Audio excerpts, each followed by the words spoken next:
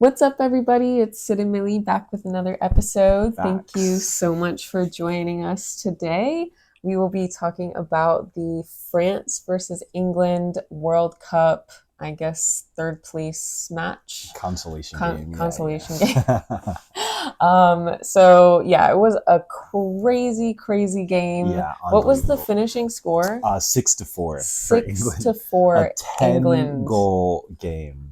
It was insane. Insane. Bar none, the best game of the World Cup. Will Yeah. be the best game of the World Cup. Honestly, a shame that we're going to have to watch the final tomorrow. This would have been a great final Because match. this was just such a fantastic game of football. Absolutely. From beginning to end, just fantastic. Yeah.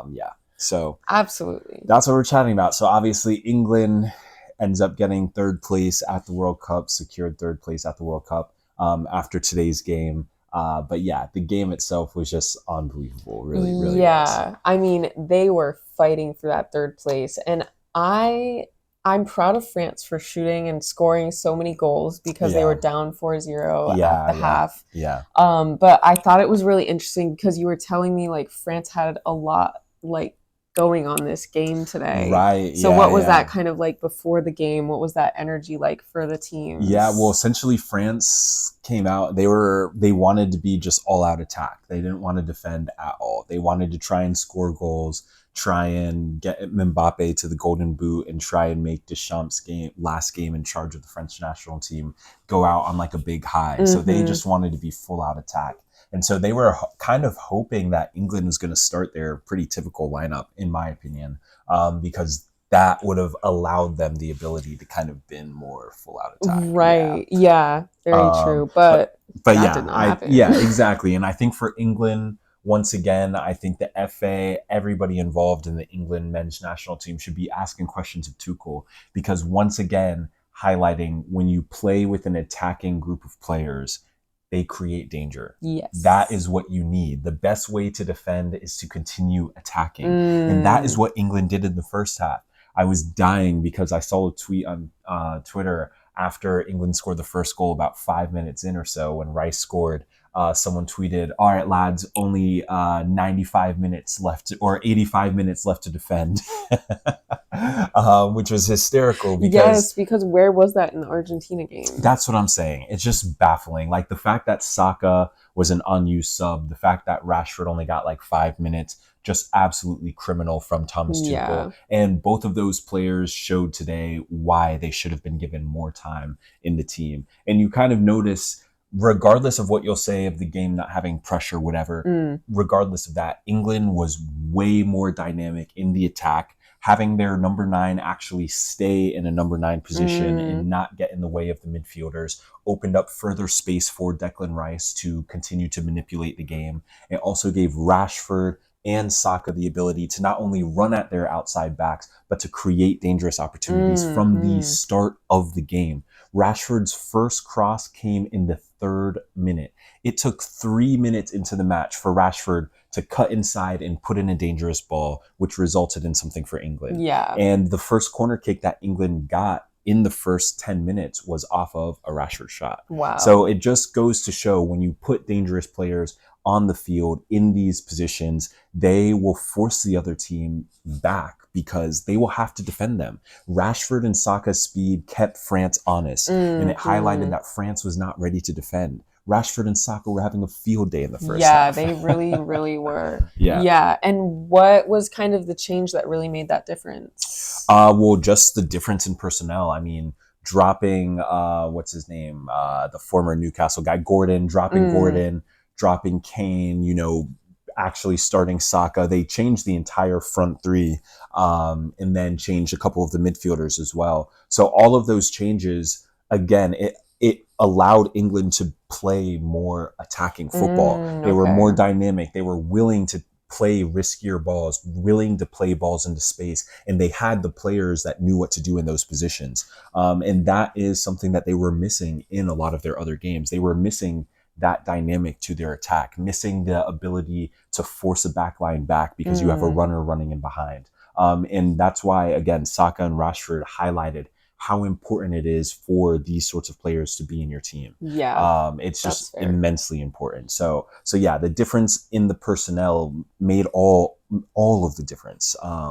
Because Yeah, so and France was clearly not prepared for that. no, not at all. Mm-mm. France did not want to defend. France No. did not play the first 45 minutes of the match. No, yeah, I mean, not at all. England were cooking them Cooking. all over the pitch, winning the ball. They shut down Elise, they shut down Mbappe, and they were Mm-hmm. just playing through France. And France had no interest in like defending. Yeah. But essentially, with France, what went wrong for them in the first half was their possession was just so slow. They never really had an opportunity to actually break England down because of the fact that their buildup was so slow for so many times. So every time England won the ball back, they were immediately like, boom, all right, let's hit them. And it was working. And so England kept doing what was working Wow. in the first half, at least. Yeah. And that was essentially how they got like the 4-goal cushion, which Yeah. insane to I have. know, crazy. And they also had that 1 goal called back for offside Right, as yeah, well. So yeah. it could have even been 5-0 at the half. Yeah, and that was pretty close. Pretty Yeah. close.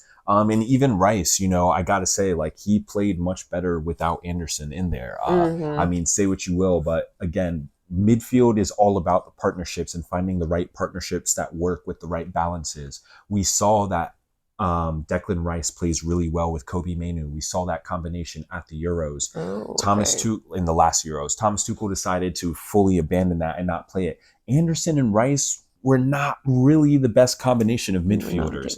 And so Rice today kind of highlighted what he can do when he has a little bit more freedom in his role. Winning that ball back in the midfield, immediately taking a space and scoring within 5 minutes of the match. And he literally was just like, yep, this is what I can do. Yeah.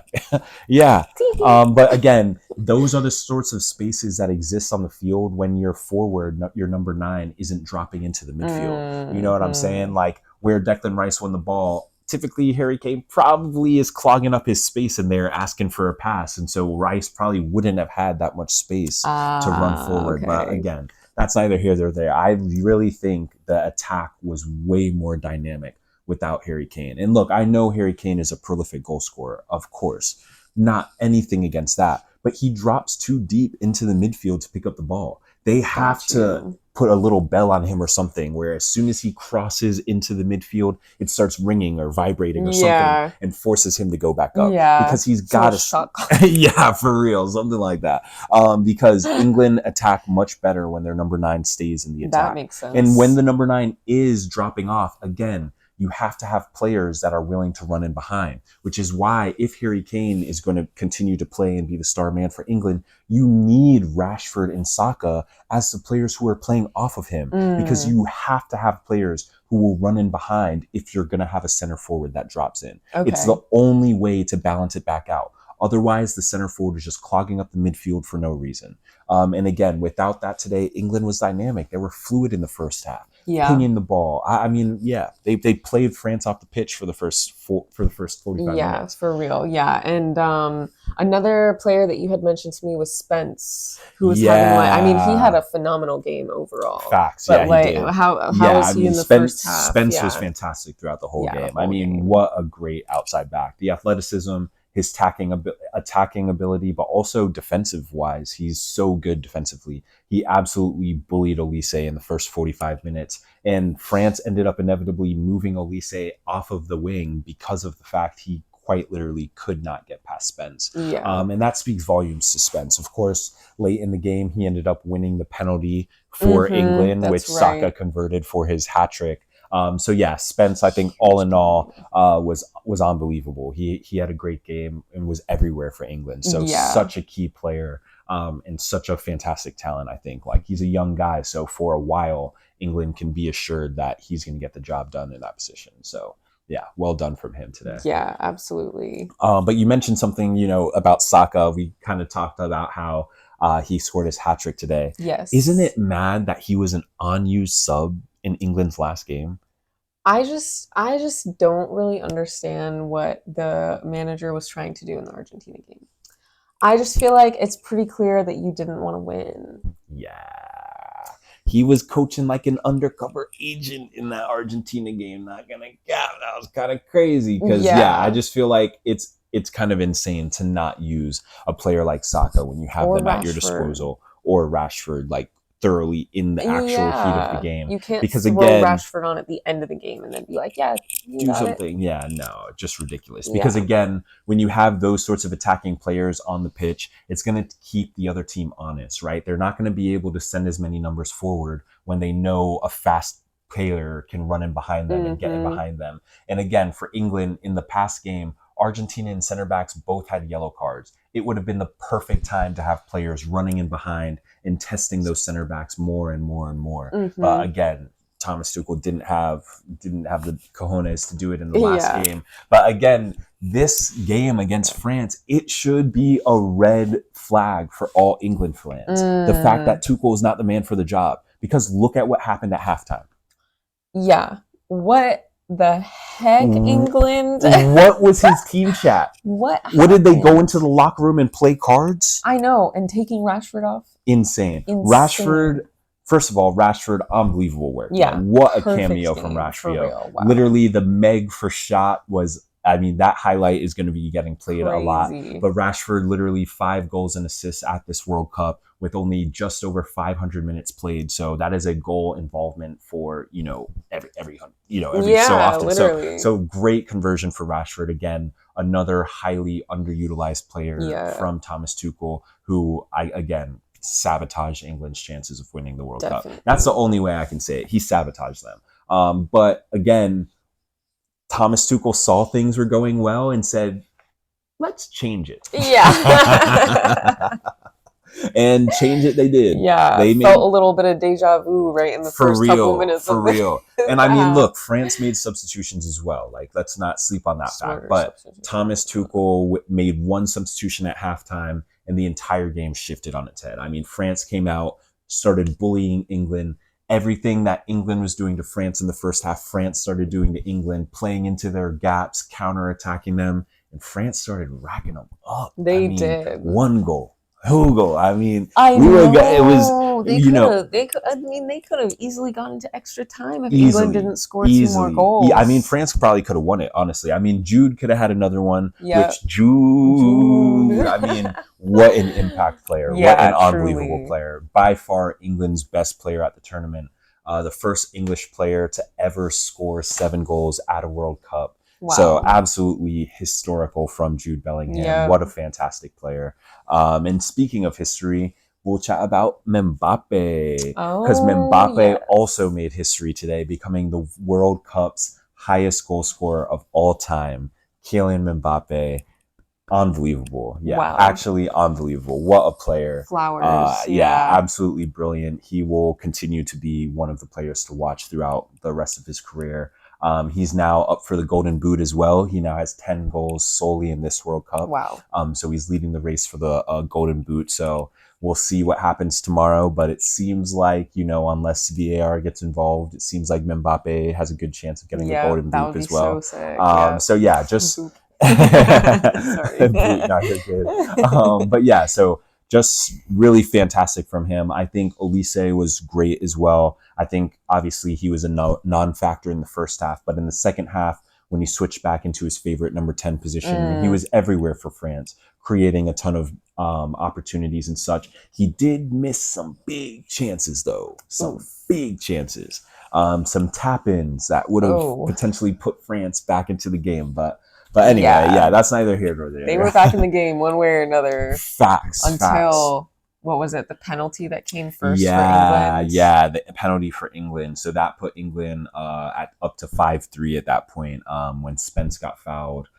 So, Jude Bellingham looked like he was going to take it, but no, he did the freaking brotherly love thing, gave the ball to Saka to complete his hat trick. And Saka, fully composed, no mistakes, slots it into the corner. Yeah, that was good. That was great to see. Yeah, it was brilliant. And I love that Rashford assisted Saka in the first half as well. That was a great goal because Saka had played Rashford in initially. Okay. So it was kind of cool how it worked out where even though Rashford didn't score, he worked it back around and got it back to Saka. So cool. We love that. Yeah, it was fantastic. And I mean, for me, just highlights why we need Rashford back at Manchester United. We need a player that can create danger immediately, who is going to bring that energy, that acceleration, but also that player that's going to take the responsibility. You know, you Yes. never wonder if Rashford is going to cross that ball or get off a shot. He wants to take responsibility. And we need a player like that at Manchester United. We've got too many guys right now that are okay passing and, you know, they want to pass and that's Yeah. fine. But sometimes when you get into dangerous positions, corner of the 18, or you're in a good position to run at your outside back, you want players that are willing to do that. Yes, Like definitely. Saka did, like Rashford did. That's why those players are invaluable, because it's a dying breed of wingers who are actually willing to run at their player and be dangerous. And it's so important. And I think Rashford and Saka exemplified that perfectly today. That's awesome. And of course, you know, Mbappe and Elise as well. You right? You know, I mean, Mbappe is unstoppable. He's an unstoppable force. Yeah, safe to say. Yeah, even at 4-0 down, you knew that Mbappe was going to get an opportunity at some point in the game to score. Had to. But again, it just speaks to the tactics of England. Again, I don't know what card game they were playing in the locker room at halftime, but tactics, people. Oh You're winning gosh. 4-0. How can you manage this game? How can you continue to punish your opponent? Those are the things you want to do at halftime. Yes, it was an entertaining match, end-to-end football, end-to-end chances. For a neutral, fantastic. Yeah. But if you're thinking about, you know, the Euro coming up, you should be a little worried about, you know, this team going in, because that sort of in-game management is going to cost England the game in the next game that matters. Got you know? you. So yeah, while it's kind of a pressure-free situation, yes, we can enjoy the great game of football. But at the end of the day, you've given up 4 goals, lads. That's not good enough in reality. Yeah, 4 goals after being up 4-0 at the half. Exactly. It's crazy. It's actually not that good. And from France's perspective as well, this is kind of the second game that France has been exposed a little bit. You know, we kind of think of France as like one of these powerhouse teams that's almost unstoppable, you know, but the last 2 games have highlighted they have a lot of defensive issues they need to figure out.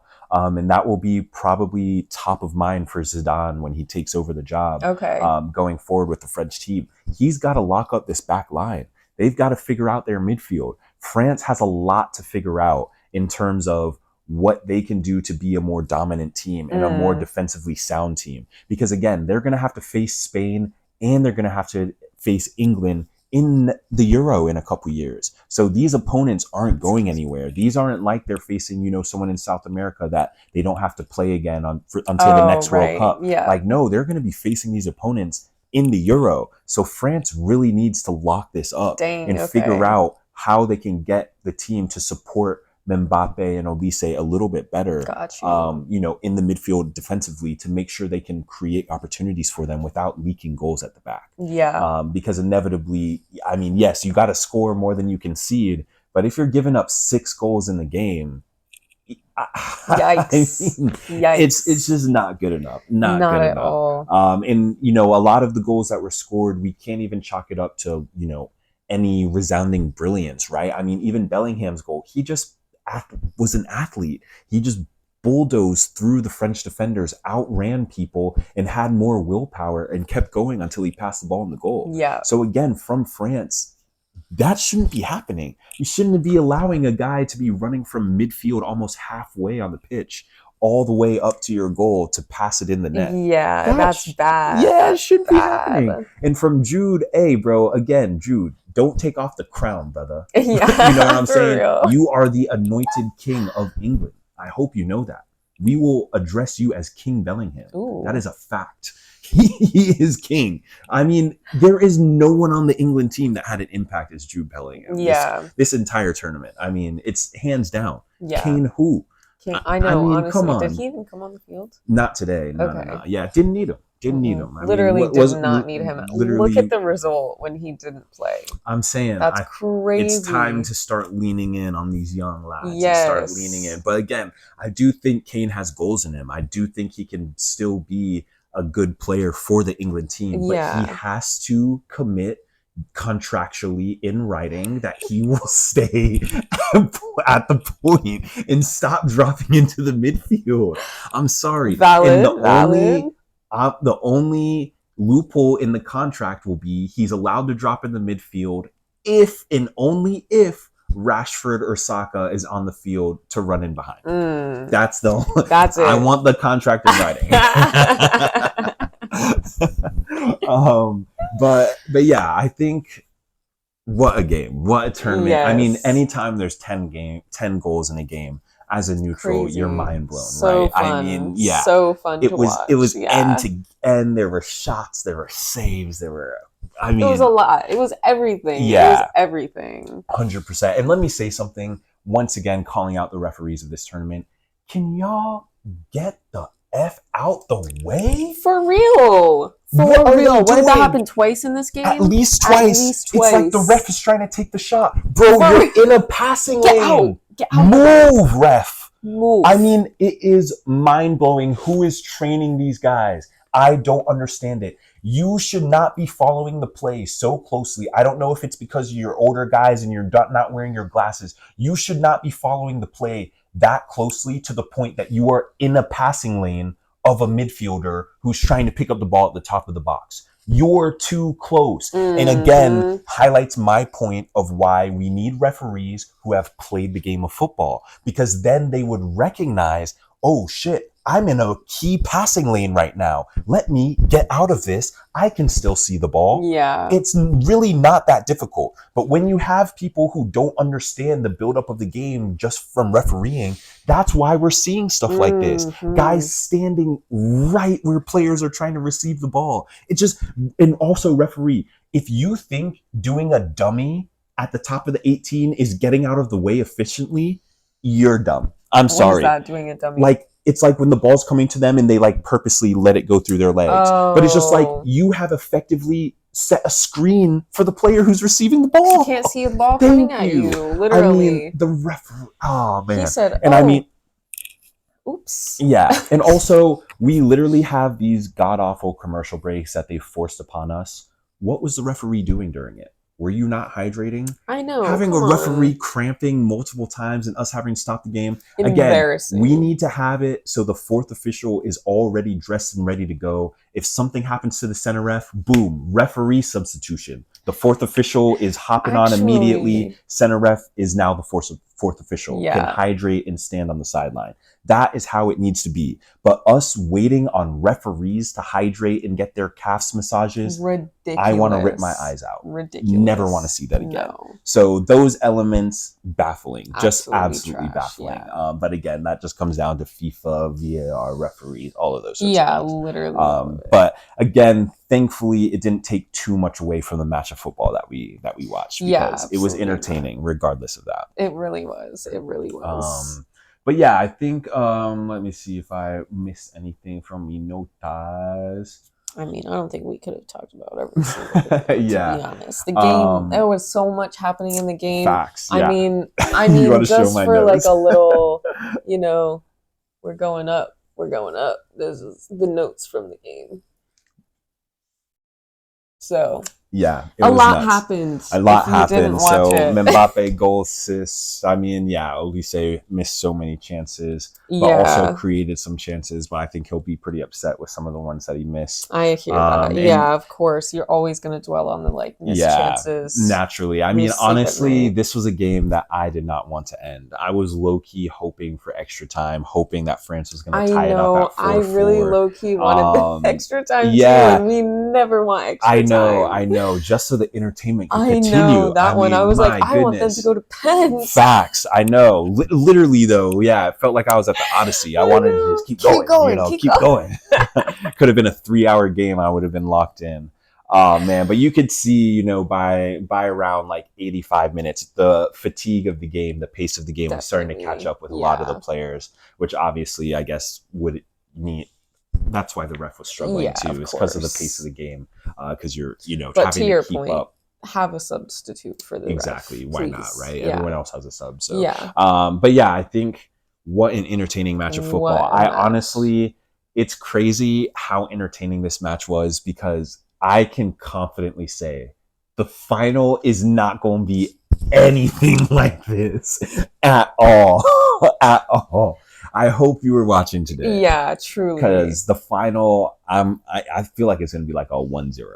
We'll Yeah. see. I hope I I'm just feel wrong. I like hope I'm both wrong. teams tomorrow are probably going to be very defensive and like guarding their goal a lot. Yeah, Thoughts? I think Spain is gonna complete 2,000 passes tomorrow.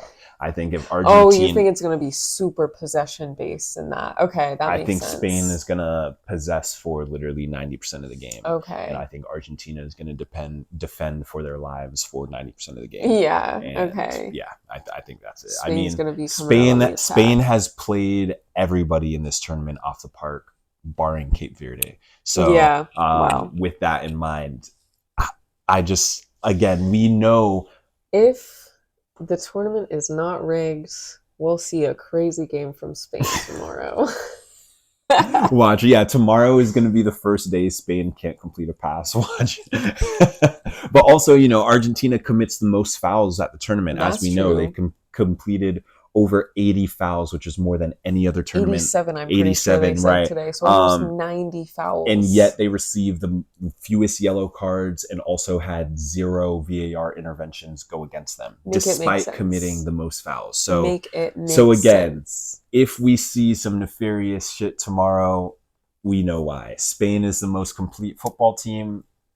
If they miraculously have another bad day, I think we know what's going on. But Yeah. anyway, Anyway, not to dwell on that. We'll yeah. see what happens. We'll see what happens. That's all speculation. We'll see what Yeah, happens. yeah, But all I know is it's not going to compare to the game of football we watched today. I mean, even the star power from yeah. Rashford in the first half, pulling out the tricks and megs and shots from distance, and the speed in behind was just fantastic. Mm-hmm. And Mbappe showing the finishing ability, the composure, and Mm-hmm. also in the run for the Golden Boot was just fantastic. Yes, absolutely. Both Hats off. teams really went for it. France went for it for 45 minutes. England went for it for, I don't know, maybe 70. But yeah, France was not present in the first half, but France in the second half really showed up, Yeah. and made it an entertaining match for They real. did. Absolutely. Yeah. Yeah. It was a great match of football. Yeah. So yeah, I think this World Cup, I mean, it's honestly a shame that it's coming to an end. I know. It's been so fun to watch, but yeah, as maybe some of you watched earlier, preseason for Manchester United. right. Yeah. So... The Premier League is starting to come back. So obviously, yeah, Manchester United had their first game today. Yeah. So we're getting back into Premier League season. It's almost August, so the season will be coming up soon. So there's no shortage of footy but that we'll be watching. But yeah, the World Cup, as we know, so it's so special because of how infrequently it comes around. Yeah. So yeah, it's just been a pleasure. So absolutely. and I love that Rashford got the assist for Saka's goal. That was the 300th goal of the World Cup. That's right. That was such a cool thing to hear. Really they were like, cool. Saka's goal was the 300th goal of the World Cup. And I was like, oh, that's sick. That's cool to be able to like have that little facts. Yeah. So yeah, it's been immensely entertaining. It's been such a good ride. And yeah, the third place game did not disappoint. It was by far the most entertaining third place game and game of the World Cup generally. And yeah, I think, regardless of what happens tomorrow, we can be happy with what we've watched over the course of this tournament. It's had everything: highs, lows, controversy, all the stuff. This World Cup has been all encapsulating, which is why it is the world's biggest sporting event, probably biggest event generally. Yeah, so. Definitely. But yeah, so those were our thoughts on the. Anything else you want to talk about in game? All right, those are our thoughts on the France and England third place match at the World Cup. If you made it this far, thanks for watching. And we'll see you next time. Bye.